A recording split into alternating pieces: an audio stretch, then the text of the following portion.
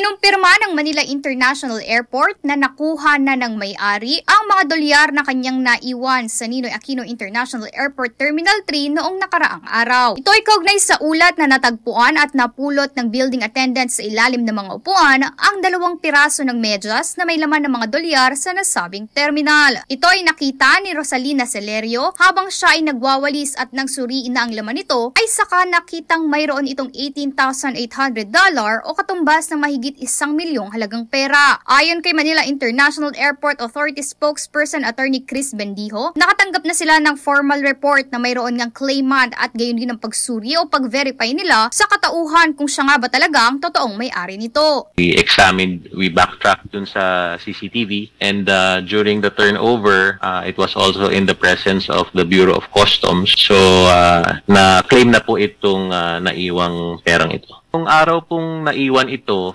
meron na po siyang relative na nag-appear sa lost and found ng ating paliparan at nag-indicate na po ito ng, yun nga po, no, na may incident na naiwan silang halaga ng pera at nagpadala po siya kaagad ng larawan nung pasaherong umalis at ito po ay aming binaktrack naman sa ating CCTV at nakita po natin yung incident. Dagdag din ni Bendijo nang bumalik daw ang nasabing pasahero sa Pilipinas ay kaagad niyang prinoseso ang mga kakailanganin at personal siyang dumalo at tumungo sa opisina. Habang pinatawag din ng ahensya ang representative ng Bureau of Customs upang mapag-usapan din ang issue hinggil sa pag-exceed at maipaliwanag o mabigyang linaw patungkol sa pagdedeklara kung lumagpas ito sa halaga at regulasyong ibinaba ng Bangko Sentral ng Pilipinas. Ngunit binigyang linaw niyang wala namang naging issue rito ang nasabing ahensya kung kaya't na-turn over kaagad ang nasabing pera. Sinabi rin ni Bendijo na 3 raw ang may-ari ng nasabing mga dolyar at nakita rin nila sa CCTV na doon lamang nila naisilid sa medyas ang kanilang pera dahil ang mga ito ay nagmamadaling makahabol sa kanilang flight. Habang binigyan naman ng pagkilala ng Manila International Airport si Celerio dahil sa ipinakita nitong kabayanihan at tinutulungan na rin siya pahinggil naman sa paghahanap sa kanyang nanay na nawawala. Para sa Bombo Network News, Bombo Joanna Martinez nag-uulat para sa #1 and most trusted radio network in the country,